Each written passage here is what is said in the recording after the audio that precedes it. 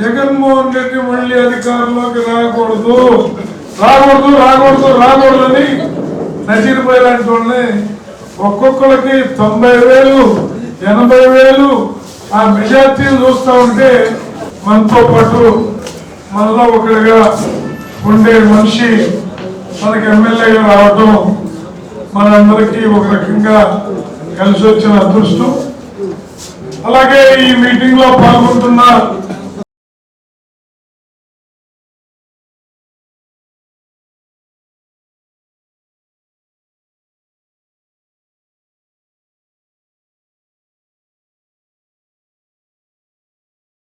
Andhra Pradesh government employees medical and health employees 18వ మహాసభలు ఈరోజు గుంటూరు నగరంలో నిర్వహించుకోవడం జరిగింది.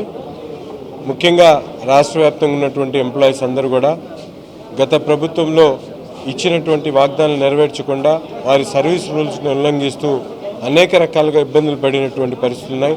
వాళ్ళందరూ కూడా ఈసారి ప్రభుత్వంలో వచ్చినటువంటి చంద్రబాబు నాయుడు గారి నాయకత్వంలో ముఖ్యంగా అవుట్సోర్సింగ్ కాంట్రాక్ట్ ఉద్యోగులకు అందరూ కూడా భరోసా కల్పించేటువంటి కార్యక్రమాన్ని వారి న్యాయమైనటువంటి డిమాండ్లు ఏవైతే ఉన్నాయో వాటిన్నిటి కూడా త్వరతగిన వాటి మీద పూర్తి స్థాయిలో సిబ్బందిని పెట్టుకొని విచారణ చేసుకొని రావాల్సినటువంటి వారికి కావాల్సినటువంటి న్యాయమైనటువంటి డిమాండ్లు పూర్తి చేసేటువంటి క్రమంలో నేను కూడా వారితో పాటు ముందుంటానని ప్రభుత్వానికి అనేక రకాలుగా సంప్రదించి వారి న్యాయమైనటువంటి డిమాండ్లను పరిష్కరించేటువంటి దిశగా ముందుకు సాగుతామని చెప్పి తెలియజేస్తూ ముఖ్యంగా జనరల్ హాస్పిటల్లో ఉన్నటువంటి 4th గ్రేడ్ ఎంప్లాయీస్ అందరికి కూడా వారికి రావాల్సినటువంటి జీతాల్లో ఎక్కడ కూడా కోతలు లేకుండా వాళ్ళకి సమయానుసారం ప్రతి ఒక్కళ్ళు కూడా జీతాలు అందించేటువంటి కార్యక్రమాన్ని చేస్తానని చెప్పి కూడా హామీ ఇవ్వడం జరిగింది. మిత్రులారా అందరికీ నమస్కారం. జీఓబులేసు ఏఐటీసీ రాష్ట్ర ప్రధాన కార్యదర్శి. ఏఐటీసీకి అనుబంధంగా ఉన్నటువంటి ఆంధ్రప్రదేశ్ మెడికల్ ఎంప్లాయీస్ యూనియన్ 1953లో ఆవిర్భవించినటువంటి ఒక ప్రభుత్వ రంగ సంస్థలు ఉన్నటువంటి యూనియను. ఆ యూనియన్ 18వ రాష్ట్ర మహాసభ ఈరోజు గుంటూరు నగరంలో ఇక్కడ జరిగింది. ప్రధానంగా ఈరోజు ప్రభుత్వాలు విద్యా వైద్య రంగాలను పూర్తిగా నిర్లక్ష్యం చేస్తున్నాయి.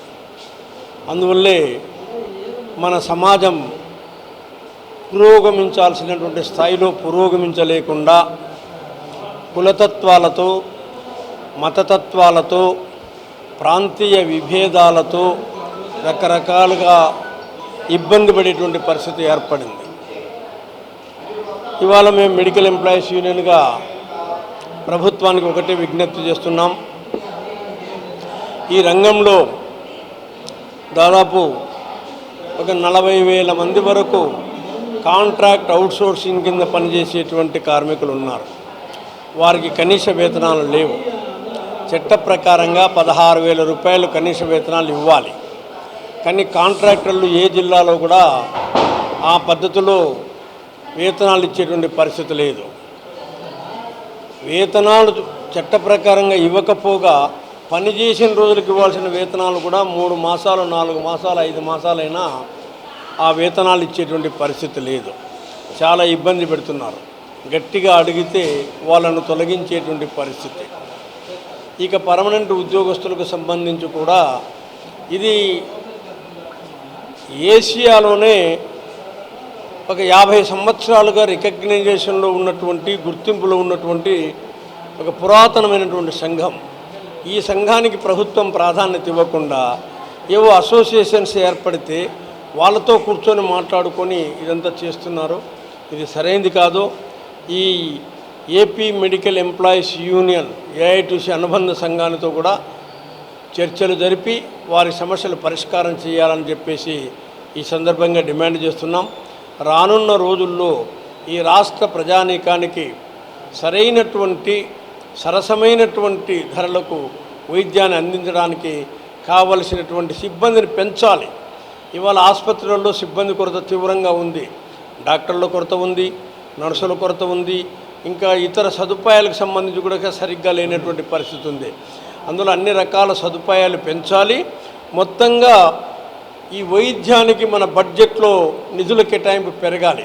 ఇప్పుడు 1.7% బడ్జెట్లో కేటాయిస్తున్నారు. అంటే 2,45,000 కోట్ల రూపాయల బడ్జెట్లో 1% 2% ఇస్తే అది ఏ మూలకు సరిపడుతుంది, ఎట్లా సరిపడుతుంది?